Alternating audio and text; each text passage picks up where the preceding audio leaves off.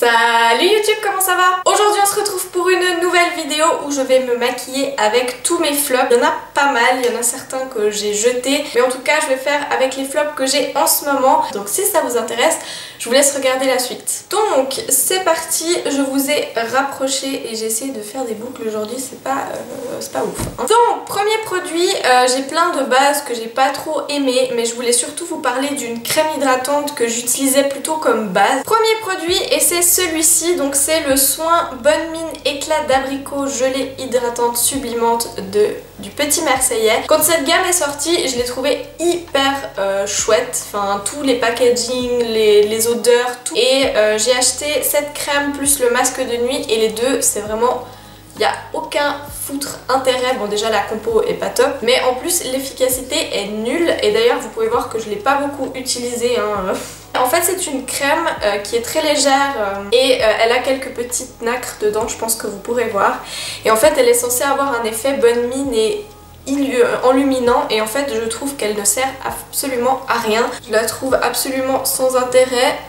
Mis à part qu'elle sent très bon, même si je trouve qu'elle sent pas du tout l'abricot. Voilà, je trouve pas que ma peau soit sensiblement plus lumineuse, je trouve pas non plus que j'ai meilleure mine. Donc bon... On passe maintenant au fond de teint et celui que j'ai envie de vous présenter c'est celui-ci. Donc c'est le Total Control Drop Foundation fond de teint goutte de chez NYX. Donc moi je l'ai en teinte claire qui est beaucoup trop claire pour moi, vous le verrez tout à l'heure. Et en fait c'est un fond de teint qui est très liquide et qui se présente avec un flacon pompe comme ça et voilà. Donc vous voyez la texture est très liquide. Quelques gouttes de fond de teint Total Control suffisent pour obtenir une couvrance allant de légère à totale avec un fini mat velouté. Ce fond de teint là sur moi c'est une angoisse. Il n'est pas du tout adapté pour mon type de peau en fait. Et moi je l'avais acheté en fait à la base pour camoufler parce que moi j'aime pas mettre du fond de teint partout sur tout mon visage. Et à la base j'avais acheté pour camoufler justement les petits boutons vraiment localisés. Et je me suis dit bah c'est parfait parce que du coup c'est un fond de teint qui est très léger, qui est très light.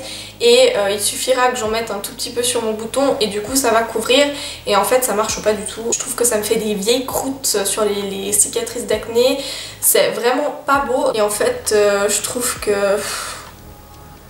qu'il se voit encore plus que si j'avais mis du correcteur classique. Donc là vous voyez ça corrige bien, on est d'accord, on voit presque plus rien. Et quand vous voyez de près, c'est immonde, on voit... Ça n'a même pas corrigé donc ça quoi. C'est une angoisse parce que ça me fait un teint terne. Vous avez vu? C'est une angoisse. On dirait que je suis morte depuis 4 jours. Si vous avez une peau mixte comme la mienne, mixte à normale, avec des tendances déshydratées, parce qu'il va vous marquer toutes les zones de sécheresse, je vous recommande pas celui-ci si vous avez le même type de peau que moi. On va passer au correcteur et j'ai ce correcteur là de chez Nabla qui est le Nabla Close Up et comment vous dire qui coûte très cher pour un correcteur que j'ai mis je pense une fois. C'est censé être un dupe du Shape Tape de Tarte. Je n'en ai aucune idée puisque je n'ai jamais testé le Shape Tape. La première chose quand on l'ouvre, le parfum, c'est une angoisse, mais une angoisse. Ça sent tellement fort mais ça me fait mal à la tête et sous les yeux, je suis désolée mais un parfum autant fort c'est juste pas possible. Deuxième chose, la couleur. Il est très jaune. Donc moi je l'ai en teinte Ivory qui est la deuxième teinte plus claire parce que la première c'est porcelaine ou un truc comme ça. La première est vraiment très blanche, beaucoup trop blanche pour moi. Et la deuxième est très jaune et du coup je trouve que c'est pas du tout efficace. Alors je comprends pas la texture de regardez. Vous avez vu ce qu'il me fait sous l'œil? C'est dégueulasse. Dégueulasse. Il me marque tout. Les marques de déshydratation, il est inestompable et vous avez vu les petits cacas que ça me fait, là j'arrive même plus à l'estomper jusque dedans de l'œil et en plus si on regarde de plus près c'est pas si couvrant que ça donc le résultat est vraiment dégueu, on dirait que je suis vieille. Enfin bref je ne vous le recommande vraiment pas et le Make Up Revolution est beaucoup mieux. On va maintenant passer aux sourcils et là j'ai deux produits que j'ai détestés. Donc le premier c'est celui-là qui est le Eyebrow Gel Color and Shape de chez Essence. C'est un gel à sourcils en fait classique. Et en fait j'étais trop contente parce que je cherchais un gel à sourcils pas trop cher. J'étais contente en plus parce qu'il y avait la couleur 02 blonde qui était une couleur un peu cendrée et du coup je trouvais ça hyper bien parce que moi j'ai les sourcils cendrés et du coup c'est très compliqué de trouver un produit sourcils pour les blondes qui n'est pas soit jaune soit orange. Sauf qu'en fait je ne sais pas à quoi sert ce gel à sourcils parce qu'il n'existe pas. C'est-à-dire que quand on le prélève, il ne fait rien. Donc je prends mon petit pinceau biseauté. Alors là il est un peu secos, mais je pense que j'ai dû l'utiliser 3 fois. Mais auparavant c'était pareil. Donc je prélève et vous allez voir sous vos yeux ébahis qu'il ne va absolument rien se passer. Voilà. Là je remplis et vous voyez qu'il ne... Alors ça dépose un tout petit peu de couleur, hein. Pourtant j'ai pris bien du produit. Je gratte, hein. Je gratte. J'y vais et la texture est devenue sèche, mais c'était déjà le cas avant en fait quand je l'ai acheté. Et voilà, il ne se passe pratiquement rien. Autant vous dire qu'il faut 4 heures pour faire vos sourcils avec ce truc là. Et là en général je corrige un peu la forme, donc je vais essayer, je me regarde dans le retour caméra si jamais comme miroir parce que sinon je vois pas très bien. Donc là j'appuie comme une malade. Oh, ça a fait quelque chose. Mais je dois vraiment appuyer, hein. Ouh. Et genre vraiment, vous avez vu comme j'appuie pour que ça fasse quelque chose? Voilà. Et là on a un résultat plutôt naturel. Pourtant vous avez vu comment j'ai appuyé. Si je fais ça avec un gel de sourcils classique, je peux vous dire que j'ai une barre. Je sais pas comment faire la tête en fait à part faire comme ça. Oh, c'est beau. Ah bah il y a déjà plus rien. Donc je suis extrêmement déçue. Après c'est du Essence, mais en général le Essence c'est assez qualitatif au niveau de certains produits, donc bon voilà. Voilà, donc je ne vous le recommande pas. Si vous n'avez pas de sous, achetez-vous des produits sourcils chez NYX, ce sera beaucoup mieux. Et on va fixer ce fabuleux travail de sourcils avec ce gel à sourcils de chez Bourjois qui est le Brow Design. Et je l'ai reçu en 3 couleurs en fait celui-là, et en fait il est pas nul, je trouve que c'est un bon gel à sourcils. D'ailleurs il existe en transparent, en brun et en brun foncé. C'est juste que la couleur est beaucoup trop claire. Encore une fois, les produits sourcils pour les blondes, tout est trop clair, je ne comprends pas. Donc je l'applique. C'est dommage parce qu'il marche bien. Il fait un peu des cacas par contre hein, dans les... Ah ça j'avais pas remarqué. Il fait des cacas dans les sourcils. Regardez. Vous avez vu les cacas là? C'est le gel à sourcils. Oh non, c'est une angoisse. Oh. C'est les plus beaux sourcils que vous avez vus de votre vie. J'ai jamais eu des aussi gros sourcils je crois. Alors je vous promets que j'applique pas ça comme une grosse débile. Hein, parce qu'en général j'essaie de faire les choses comme il faut. Je vous promets que c'est les produits qui font n'importe quoi là. Voilà! J'ai réussi à enlever les cacas. C'est bien. On va passer maintenant aux yeux et on finira le teint plus tard. On va maintenant passer aux yeux et je vais vous parler de cette base à paupières qui est la Eye Primer 24 heures Long Lasting Eyeshadow Base de chez Bourjois, qui se présente avec un petit embout comme ceci assez classique pour une base. La couleur est très bien. Pour une fois, c'est une couleur qui est assez claire et un peu transparente. Elle fait très bien tenir les fards, il n'y a aucun problème avec ça. En fait, j'ai rien à dire par rapport à cette base. La seule chose, c'est que j'ai fait une putain de réaction allergique à cette base à paupières. Tous mes yeux ont commencé à me gratter, mais genre, j'ai eu le temps de faire mon make-up et ensuite ça m'a gratté. Et déjà, pendant mon make-up, ça commençait à me gratter. Et donc, j'ai fait une méga réaction allergique. Ici, j'étais méga boursouflée. Ici aussi. Mais je sais pas ce qu'il y a dedans. Mais elle m'a pas du tout convenu, je sais pas si c'est le parfum, elle est parfumée. Mais j'ai fait une monstre réaction allergique à cette base et du coup je vous la recommande pas parce que c'est marqué tester ce contrôle dermatologique, convient aux yeux sensibles et aux porteurs de lentilles. Sachant que je fais rarement des allergies aussi violentes au niveau des yeux, je trouve un peu étrange que j'ai fait une allergie, surtout que j'ai testé plein de bases pour les yeux et que c'est la première qui m'a vraiment embêtée. Du coup je vais pas la mettre aujourd'hui pour des raisons évidentes. Par contre je vais venir mettre un petit mon NYX Eye Pencil en milk, vous verrez plus tard pourquoi. Ok, donc je crois qu'on est parti dans un truc artistique. On passe maintenant au fard à paupières et la palette qui m'a le plus déçue du monde, c'est celle-ci qui est la Full Spectrum de chez Urban Decay, qui est une palette sublime avec des couleurs peps, il y a du jaune, du orange. C'est une très belle palette, je la trouve magnifique et quand je l'ai vue tout de suite j'ai craqué. et c'est une palette Urban Decay quoi, elle est magnifique et ça me tentait vraiment beaucoup d'avoir des couleurs flashy pour essayer de, voilà, de jouer un petit peu avec tout ça.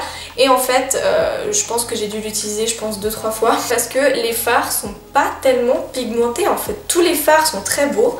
Par contre ils sont très peu pigmentés, ils sont très compliqués à travailler, la plupart sont très poudreux et surtout on n'a pas de mat en fait, je suis en train de me rendre compte, il n'y a pas du tout de fard mat, c'est que des fards satinés, irisés ou pailletés et il n'y a aucun mat. J'avais réussi à faire des maquillages avec par exemple les fards classiques entre guillemets qui est le noir, le gris foncé, le gris clair, le cuivré qui est ici, les kakis qui sont là, mais c'est vrai que les autres couleurs sont vraiment très compliquées à porter et du coup je vais essayer de faire un truc un peu arc-en-ciel aujourd'hui pour voir si j'y arrive.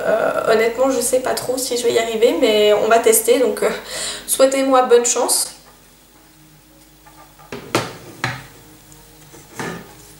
Donc ce qu'on va faire c'est que je vais passer le look en accéléré, mais sachez que si vous cherchez une palette de couleurs, je sais même pas si elle est encore disponible cette palette, mais ne l'achetez pas. Elle est vraiment, elle vaut pas du tout son prix, c'est une palette Urban Decay donc elle est assez chère. Je la trouve vraiment pas ouf et je la trouve pas très intense. Si vous avez une base P. Louise peut-être qu'elle va être un peu mieux, mais comme j'en ai pas, enfin voilà, c'est pour ça que j'ai mis du blanc parce que sinon on n'aurait rien vu du tout. Et ben c'est parti, on va essayer de voir si ça fait quelque chose.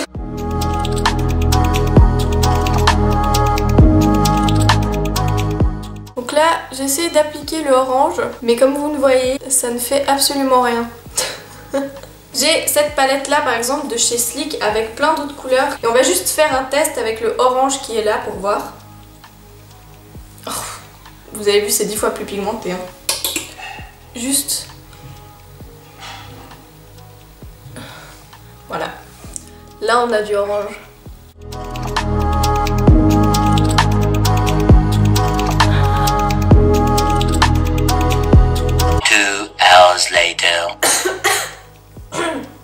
Je suis partie un peu loin dans mon délire et j'ai voulu mettre des fossiles. J'ai mis plein de paillettes pour cacher et j'ai essayé de mettre des fossiles sauf que je n'arrive pas, je sais pas ce qui se passe aujourd'hui, mais je n'arrive pas à coller celui-là. C'est vraiment très moche. Voilà. Donc si vous voulez voir un tuto joli, c'est pas sur cette chaîne. Donc on va continuer pour le teint et pour le teint j'ai deux flops. Donc la première c'est cette palette de chez Catrice qui est vraiment très jolie, qui est une palette de blush et de bronzer. Elle se présente comme ceci. Elle est vraiment très jolie, donc on a un bronzer, 3 blushs et 2 highlighters. Et en fait je trouvais que c'était une très chouette palette pour partir par exemple en week-end ou autre. Et en plus il y avait tout dedans et les couleurs étaient plutôt jolies. Ça c'est très poudreux, c'est plutôt pigmenté, c'est pas non plus la pigmentation de fou. Par contre c'est un gros flop parce que d'une fois que je le mets sur le visage, 1 heure après j'ai plus rien du tout. Même si j'ai mis la dose ça ne tient pas, même sur du blush crème, même sur un fond de teint où je ne poudre pas, ça ne tient rien du tout. Donc je suis extrêmement déçue par cette palette parce que je la trouvais vraiment jolie. Autre déception pour le teint, c'est ce petit duo de chez NARS qui contient en fait le bronzer Laguna et le blush Orgasm que vous connaissez tous je pense. Je n'ai jamais possédé le blush Orgasm ni le bronzer Laguna en grand format et du coup je me suis dit que ce genre de petit duo c'était chouette pour tester et en fait je sais pas ce qui se passe avec les duos. Je pense pas que ce soit le produit qui soit nul parce que tout le monde a l'air d'en parler depuis des années et tout le monde a l'air satisfait, mais en tout cas ce duo est nul à chier parce que je ne sais pas pourquoi mais ce n'est pas du tout pigmenté en fait. Vous voyez là j'ai fait un swatch du bronzer et pourtant je frotte, hein. Je frotte. Voilà, vous avez vu, ça c'est la pigmentation du bronzer. Si je vous prends le bronzer Catrice à côté par exemple, voilà, on va essayer de remettre par dessus, voilà, ça c'est le blush. Alors je sais pas vous, mais je trouve ça extrêmement peu pigmenté. Je vais comparer avec le blush de chez Catrice que je vais mettre à côté. Voilà, vous voyez, il se voit déjà vachement mieux au niveau de la pigmentation. Et du coup, pour un produit aussi cher et aussi coté, entre guillemets, j'étais hyper déçue. Du coup, ça me donne pas envie de racheter en grand format. Et on va terminer ce splendide maquillage par les lèvres. Et mon plus gros flop de ces derniers temps, c'est ce rouge à lèvres là de chez Fenty Beauty qui est dans la gamme des Mademoiselle. Et j'ai la teinte Stick. Et en fait, je pense que c'est un très bon produit, il est très bien, c'est un rouge à lèvres mat. Classique en fait, avec un raisin classique. Ce que j'ai pas aimé en fait dans ce produit, c'est que en achetant ce produit au prix qu'il coûte, je crois qu'il est une vingtaine de francs, même plus, je m'attendais en fait à avoir un produit vraiment de bonne qualité, vraiment haute qualité, quelque chose un peu de upgrade comme on dit. Et déjà le packaging c'est du plastique, donc ça m'a déjà fait chier de payer ce prix là pour un packaging en plastique. Et surtout au niveau de la formule, il n'y a absolument rien d'innovant, il n'y a rien de différent avec par exemple les NYX Suède liquide comme ceci qui coûtent 3 fois moins cher. C'est exactement la même formulation et je trouve ça scandaleux de payer si cher pour avoir un rouge à lèvres qui fait exactement la même chose que celui-ci. D'ailleurs je préfère presque même les NYX parce que je trouve qu'ils tiennent beaucoup mieux que celui-là et je suis vraiment déçue en fait d'avoir payé aussi cher pour avoir un produit qui n'est pas en fait de qualité supérieure entre guillemets, parce que quand moi je mets ce prix là, soit j'ai envie d'avoir un packaging qui claque, alors ok le packaging est joli mais je veux dire c'est du plastique, hein, clairement. Moi je me rappelle que ma maman elle avait un rouge à lèvres avec ce même plastique il y a 30 ans dans un rouge à lèvres, donc je vois pas ce qu'il y a d'innovant. C'est brillant, ok super, mais ensuite il se passe quoi? Voilà, le rouge à lèvres a rien d'exceptionnel. Ok, on paye la marque Fenty Beauty, mais franchement je m'attendais à un truc un peu plus qualitatif et un truc un peu plus... ouais, un peu mieux quoi. Clairement je rachèterais pas du tout ce genre de rouge à lèvres, même d'une couleur spécifique. Je préférais aller chercher dans une marque un peu moins chère. Et donc on a fini! Enfin le maquillage de la mort. Il faudra que je retente de faire ce look là un peu mieux parce que là honnêtement... voilà. Ça m'a gavé. Donc voilà, c'était le maquillage avec mes flops. On va s'arrêter là avec le maquillage chaotique. Dites-moi si vous avez déjà testé des produits que j'ai mentionnés dans les commentaires. N'hésitez pas à liker cette vidéo, ça fait toujours plaisir et ça m'encourage. Et je vous dis à bientôt pour une nouvelle vidéo et surtout une vidéo qui sera bien meilleure que celle-là. Je vous fais des bisous.